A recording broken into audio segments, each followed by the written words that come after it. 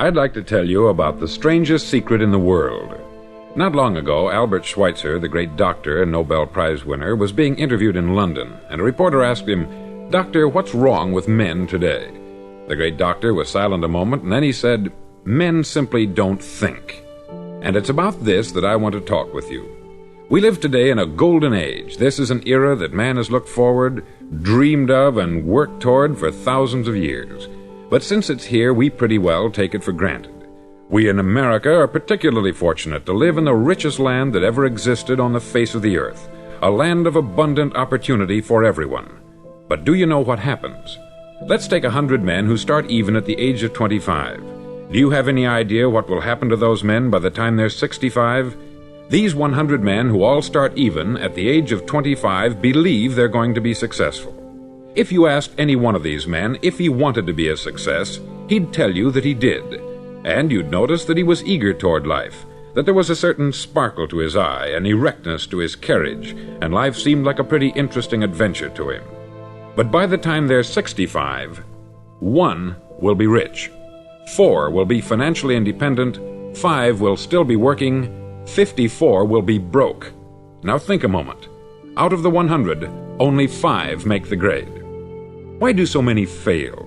What has happened to the sparkle that was there when they were 25? What's become of the dreams, the hopes, the plans? And why is there such a large disparity between what these men intended to do and what they actually accomplished? When we say about 5% achieve success, we have to define success. And here's the definition. Success is the progressive realization of a worthy ideal. If a man is working toward a predetermined goal and knows where he's going, that man is a success. If he's not doing that, he's a failure. Success is the progressive realization of a worthy ideal. Rollo May, the distinguished psychiatrist, wrote a wonderful book called Man's Search for Himself. And in this book he says, "The opposite of courage in our society is not cowardice, it is conformity." And there you have the trouble today. It's conformity. People acting like everyone else, without knowing why, without knowing where they're going. Now think of it. In America right now, there are over 14 million people 65 years of age and over, and about 13 million of these 14 million are broke. They're dependent on someone else for life's necessities. Now, we learn to read by the time we're 7. We learn to make a living by the time we're 25. Usually, by that time, we're not only making a living, we're supporting a family. And yet, by the time we're 65, we haven't learned how to become financially independent in the richest land that has ever been known. Why? We conform. And the trouble is that we're acting like the wrong percentage group, the 95% who don't succeed.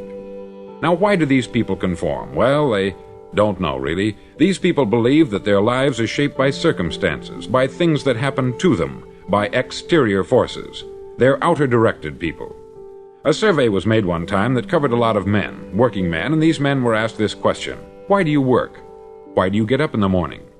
19 out of 20 had no idea. If you ask them, they'll say, everyone goes to work in the morning. And that's the reason they do it, because everyone else is doing it. Now let's get back to our definition of success. Who succeeds?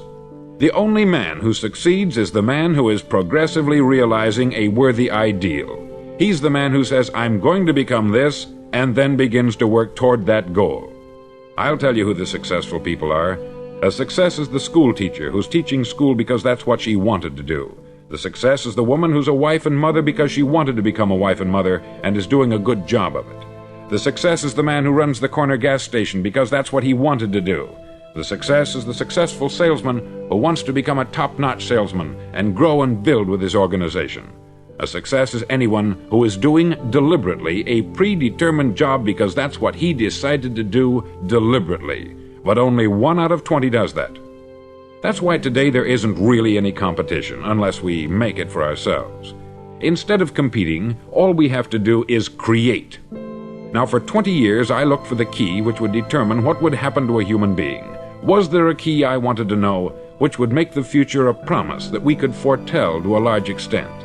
Was there a key that would guarantee a person's becoming successful if he only knew about it and knew how to use it? Well, there is such a key, and I've found it. Have you ever wondered why so many men work so hard and honestly without ever achieving anything in particular, and others don't seem to work hard and yet seem to get everything? They have the magic touch. You've heard them say that about someone. Everything he touches turns to gold. And have you ever noticed that a man who becomes successful tends to continue to become successful, and on the other hand, have you noticed how a man who is a failure tends to continue to fail? It's because of goals. Some of us have them, some don't. People with goals succeed because they know where they're going. Now think of a ship leaving a harbor, and think of it with the complete voyage mapped out and planned. The captain and crew know exactly where it's going and how long it will take. It has a definite goal. 9,999 times out of 10,000 it will get to where it started out to get. Now let's take another ship, just like the first, only let's not put a crew on it, or a captain at the helm. Let's give it no aiming point, no goal, no destination. We just start the engines and let it go. I think you'll agree with me that if it gets out of the harbor at all, it will either sink or wind up on some deserted beach a derelict. It can't go any place because it has no destination and no guidance. It's the same with a human being. Take the salesman, for example. There is no other person in the world today with the future of a good salesman. Selling is the world's highest paid profession, if we're good at it and if we know where we're going. Every company needs top-notch salesmen, and they reward those men.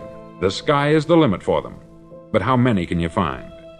Someone once said, the human race is fixed, not to prevent the strong from winning, but to prevent the weak from losing. The American economy today can be likened to a convoy in time of war. The entire economy is slowed down to protect its weakest link, just as the convoy had to go at the speed that would permit its slowest vessel to remain in formation. That's why it's so easy to make a living today. It takes no particular brains or talent to make a living and support a family today. So we have a plateau of so-called security, if that's what a person's looking for.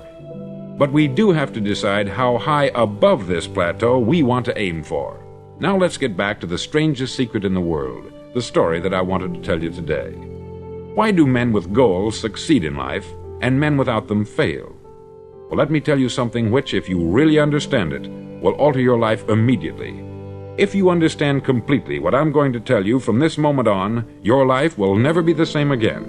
You'll suddenly find that good luck just seems to be attracted to you. The things you want just seem to fall in line. And from now on, you won't have the problems, the worries, the gnawing lump of anxiety that perhaps you've experienced before. Doubt, fear, well, they'll be things of the past.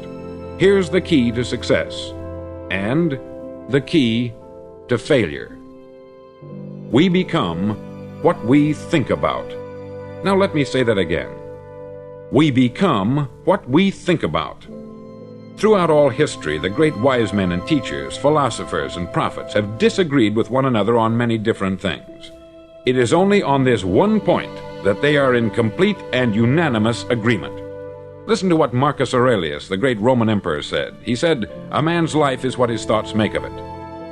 Disraeli said this, "Everything comes if a man will only wait. I have brought myself by long meditation to the conviction that a human being with a settled purpose must accomplish it, and that nothing can resist a will that will stake even existence for its fulfillment."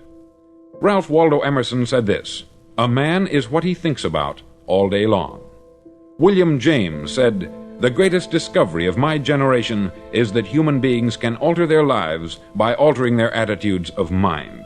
And he also said, "We need only in cold blood act as if the thing in question were real, and it will become infallibly real by growing into such a connection with our life that it will become real. It will become so knit with habit and emotion that our interest in it will be those which characterize belief." He also said this, "If you only care enough for a result, you will almost certainly attain it.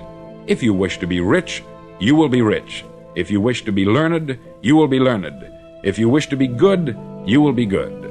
Only you must then really wish these things, and wish them exclusively, and not wish at the same time 100 other incompatible things just as strongly." In the Bible you read, in Mark 9:23, "If thou canst believe, all things are possible to him that believeth."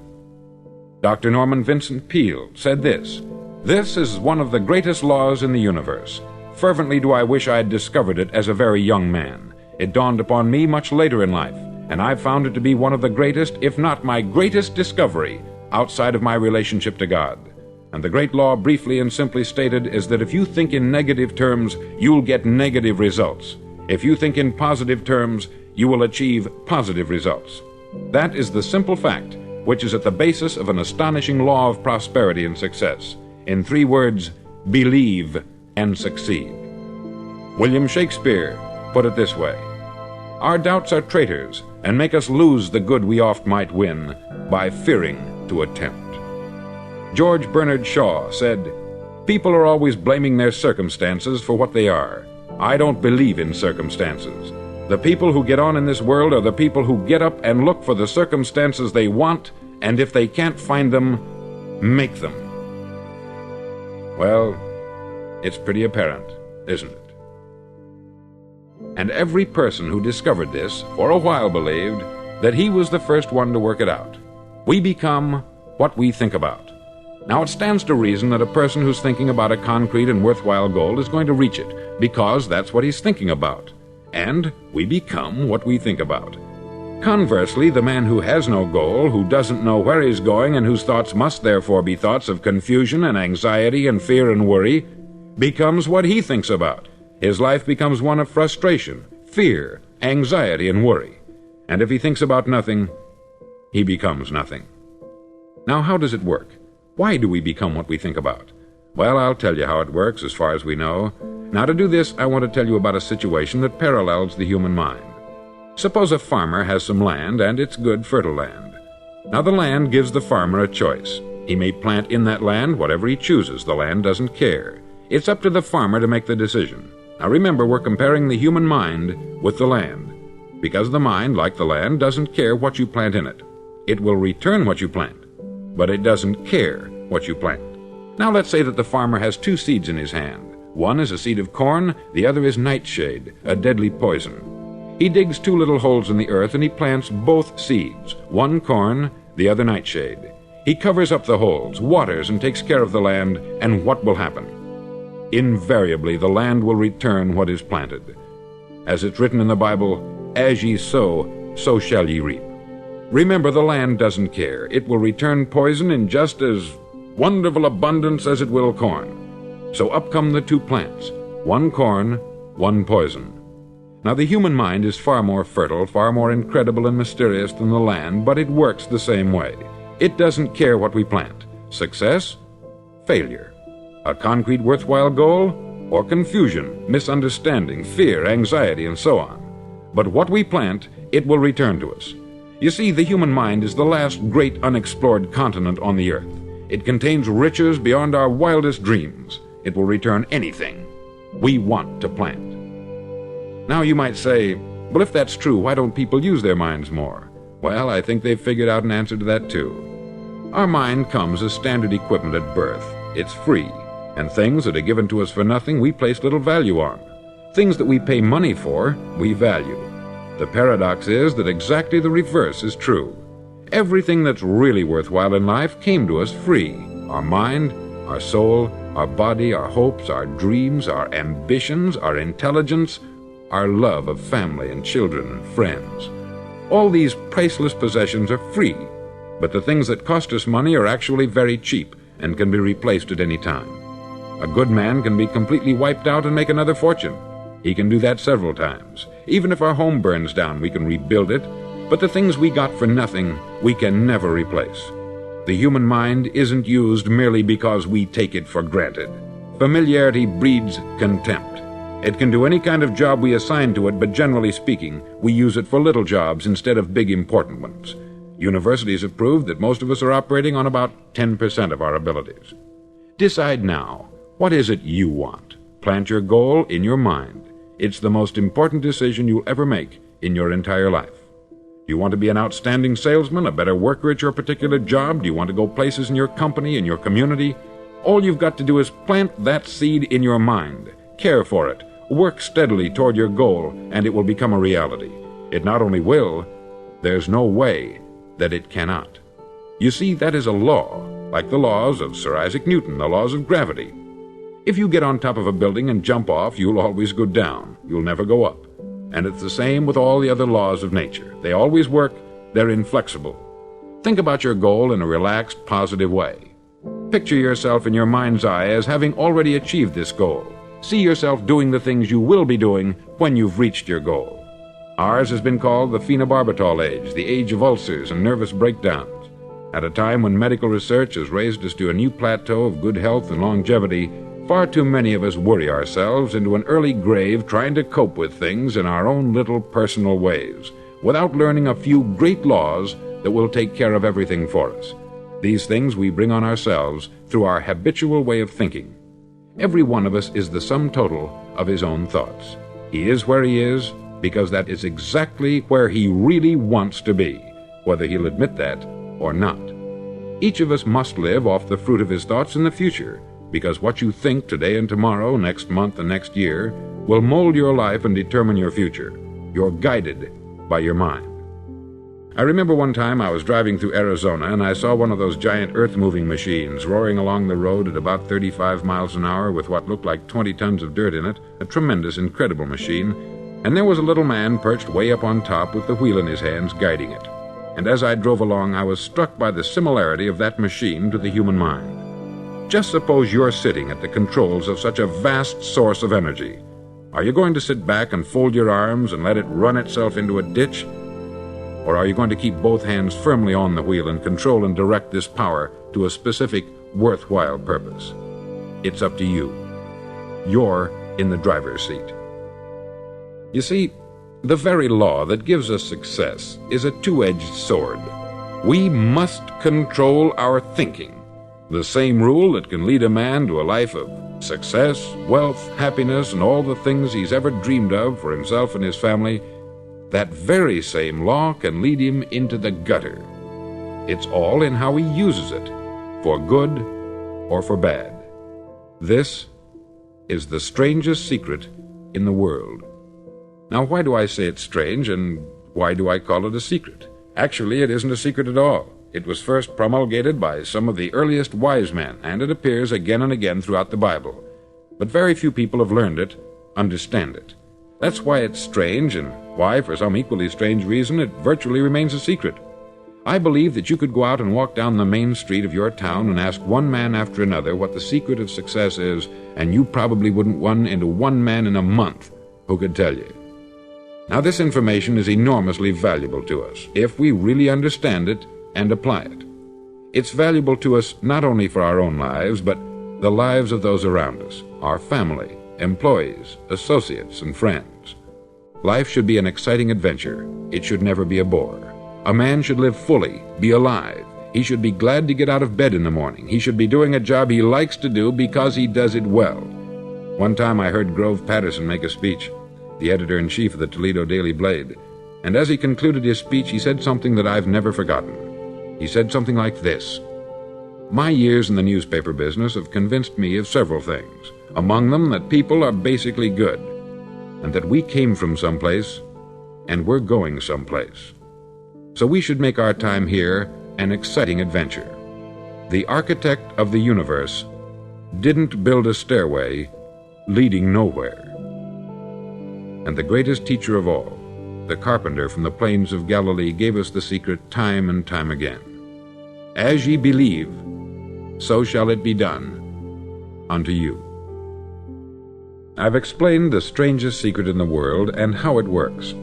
Now I want to explain how you can prove to yourself the enormous returns possible in your own life by putting this secret to a practical test. I want you to make a test that will last 30 days. Now, it isn't going to be easy. If you'll give it a good try, it will completely change your life for the better. Back in the 17th century, Sir Isaac Newton, the English mathematician and natural philosopher, gave us some natural laws of physics which apply as much to human beings as they do to the movement of bodies in the universe. Now, one of these laws is that for every action, there is an equal and opposite reaction. Simply stated, as it applies to you and me, it means we can achieve nothing without paying the price. The results of your 30-day experiment will be in direct proportion to the effort you put forth. To be a doctor, you must pay the price of long years of difficult study. to be successful in selling, and remember that each of us succeeds to the extent of his ability to sell, selling our families on our ideas, selling education in schools, selling our children on the advantages of living the good and honest life, selling our associates and employees on the importance of being exceptional people, to, of course, the profession of selling itself. But to be successful in selling our way to the good life, we must be willing to pay the price. Now, what is that price? Well, it's many things. First, it's understanding emotionally, as well as intellectually, that we literally become what we think about, that we must control our thoughts if we're to control our lives. It's understanding fully that, as ye sow, so shall ye reap. Secondly, it's cutting away all the fetters from the mind and permitting it to soar as it was divinely designed to do. It's the realization that your limitations are self-imposed, and that the opportunities for you today are enormous beyond belief. It's rising above narrow-minded pettiness and prejudice. Thirdly, to use all your courage to force yourself to think positively on your own problem, to set a definite and clearly defined goal for yourself, to let your marvelous mind think about your goal from all possible angles, to let your imagination speculate freely upon many different possible solutions, to refuse to believe there are any circumstances sufficiently strong to defeat you in the accomplishment of your purpose, to act promptly and decisively when your course is clear, and to keep constantly aware of the fact that you are, at this moment, standing in the middle of your own acre of diamonds, as Russell Conwell used to point out. Fourth, save at least 10% of what you earn. It's also remembering that no matter what your present job, it has enormous possibilities if you're willing to pay the price. Now let's just go over the important points in the price each of us must pay to achieve the wonderful life that can be ours. It is, of course, worth any price. 1. You will become what you think about. 2. Remember the word imagination. Let your mind soar. 3. Courage. Concentrate on your goal every day. 4. Save 10% of what you earn. And action. Ideas are worthless unless we act on them. Now I'll try to outline the 30-day test I want you to make. Now keep in mind that you have nothing to lose by making this test, and everything you could possibly want to gain. There are two things that may be said of everyone. Each of us wants something, and each of us is afraid of something. I want you to write on a card what it is you want more than anything else. It may be more money. Perhaps you'd like to double your income or make a specific amount of money. It may be a beautiful home. It may be success at your job. It may be a particular position in life. It could be a more harmonious family. Each of us wants something. Write down on your card specifically what it is that you want. Make sure it's a single goal and clearly defined. You needn't show it to anyone, but carry it with you so that you can look at it several times a day. Think about it in a cheerful, relaxed, positive way each morning when you get up, and immediately you have something to work for, something to get out of bed for, something to live for. Look at it every chance you get during the day and just before going to bed at night. As you look at it, remember that you must become what you think about, and since you're thinking about your goal, you realize that soon it will be yours. In fact, it's yours really the moment you write it down and begin to think about it. Look at the abundance all around you as you go about your daily business. You have as much right to this abundance as any other living creature. It's yours for the asking. Now we come to the difficult part. Difficult because it means the formation of what is probably a brand new habit, and new habits are not easily formed. Once formed, however, it'll follow you for the rest of your life. Stop thinking about what it is you fear. Each time a fearful or negative thought comes into your consciousness, replace it with a mental picture of your positive and worthwhile goal. There will come times when you will feel like giving up. It's easier for a human being to think negatively than positively. That's why only 5% is successful. You must begin now to place yourself in that group. For 30 days, you must take control of your mind. It will think only about what you permit it to think. Each day for this 30-day test, do more than you have to do. In addition to maintaining a cheerful, positive outlook, give of yourself more than you've ever done before. Do this knowing that your returns in life must be in direct proportion to what you give. The moment you decide on a goal to work toward, you're immediately a successful person. You're then in that rare and successful category of people who know where they're going. Out of every 100 people, you belong to the top 5. Don't concern yourself too much with how you're going to achieve your goal. Leave that completely to a power greater than yourself. All you have to do is know where you're going. The answers will come to you of their own accord. Remember these words from the Sermon on the Mount, and remember them well. Keep them constantly before you this month of your test. Ask, and it shall be given you. Seek, and ye shall find. Knock, and it shall be opened unto you. For every one that asketh receiveth, and he that seeketh findeth, and to him that knocketh it shall be opened. It's as marvelous and as simple as that. In fact, it's so simple that in our seemingly complicated world it's difficult for an adult to understand that all he needs is a purpose and faith. For 30 days, do your best. If you're a salesman, go at it as you've never done before, not in hectic fashion, but with the calm, cheerful assurance that time well spent will give you the abundance in return you deserve and want. No matter what your job, do it as you've never done it before for 30 days.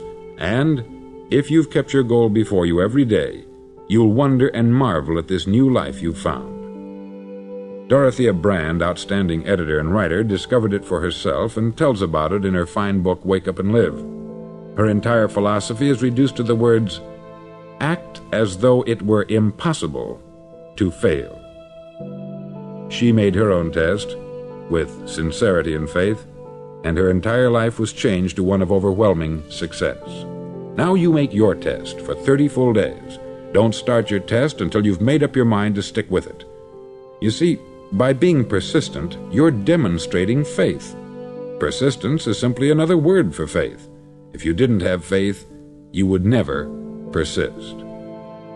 If you should fail during your first 30 days, by that I mean suddenly find yourself overwhelmed by negative thoughts, you've got to start over again from that point and go 30 more days. Gradually your new habit will form until you find yourself one of that wonderful minority to whom virtually nothing is impossible. Don't forget the card. It's vitally important as you begin this new way of living. On one side of the card, write your goal, whatever it may be. On the other side, write the words we've quoted from the Sermon on the Mount. Ask, and it shall be given you. Seek, and ye shall find. Knock, and it shall be opened unto you. In your spare time during your test period, read books that will help you. Inspirational books like the Bible, Dorothea Brand's Wake Up and Live, The Magic of Believing by Claude Bristol, Think and Grow Rich by Napoleon Hill, and other books that instruct and inspire. Nothing great was ever accomplished without inspiration. See that during these crucial first 30 days, your own inspiration is kept at a peak. Above all, don't worry. Worry brings fear, and fear is crippling. The only thing that can cause you to worry during your test is trying to do it all yourself. Know that all you have to do is hold your goal before you. Everything else will take care of itself. Remember also to keep calm and cheerful. Don't let petty things annoy you and get you off course. Now, since making this test is difficult, some may say, well, why should I bother? Well, look at the alternative. No one wants to be a failure. No one really wants to be a mediocre individual. No one wants a life constantly filled with worry, fear, and frustration. Therefore, remember that you must reap that which you sow. If you sow negative thoughts, your life will be filled with negative things. If you sow positive thoughts, your life will be cheerful, successful, and positive. Now, gradually, you will have a tendency to forget what you've heard on this record. Play it often. Keep reminding yourself of what you must do to form this new habit. Gather your whole family about and listen to what's been said here at regular intervals.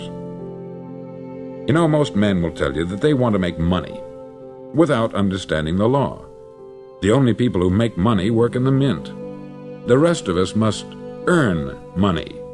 This is what causes those who keep looking for something for nothing or a free ride to fail in life. The only way to earn money is by providing people with services or products which are needed and useful. We exchange our product or service for the other man's money. Therefore, the law is that our financial return will be in direct proportion to our service. Success is not the result of making money. Making money is the result of success, and success is in direct proportion to our service.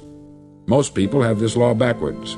They believe that you're successful if you earn a lot of money. The truth is that you can only earn money after you're successful. It's like the story of the man who sat in front of the stove and said to it, "Give me heat, and then I'll add the wood." How many men and women do you know, or do you suppose there are today, who take the same attitude toward life? There are millions. We've got to put the fuel in before we can expect heat. Likewise, we've got to be of service first before we can expect money. Don't concern yourself with the money. Be of service. Build, work, dream, create. Do this, and you'll find there's no limit to the prosperity and abundance that will come to you. Prosperity is founded upon a law of mutual exchange. Any person who contributes to prosperity must prosper in turn himself. Sometimes the return will not come from those you serve, but it must come to you from someplace, for that is the law. For every action, there is an equal and opposite reaction. As you go daily through your 30-day test period, remember that your success will always be measured by the quality and quantity of service you render, and money is a yardstick for measuring this service. No man can get rich himself unless he enriches others. There are no exceptions to a law. You can drive down any street in America and from your car estimate the service that's being rendered by the people living on that street. Had you ever thought of this yardstick before? It's interesting. Some, like ministers and priests and other devoted people, measure their returns in the realm of the spiritual, but again, their returns are equal to their service. Once this law is fully understood, any thinking person can tell his own fortune. If he wants more, he must be of more service to those from whom he receives his return. If he wants less, he has only to reduce this service. This is the price you must pay for what you want. If you believe you can enrich yourself by deluding others, you can only end by deluding yourself. It may take some time, but just as surely as you breathe, you'll get back what you put out. Don't ever make the mistake of thinking you can avert this. It's impossible. The prisons and the streets where the lonely walk are filled with people who tried to make new laws just for themselves.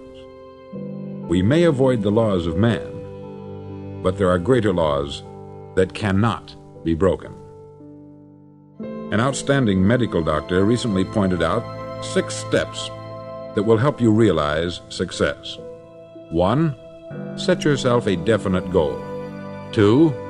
Quit running yourself down. 3. Stop thinking of all the reasons why you cannot be successful, and instead think of all the reasons why you can. 4.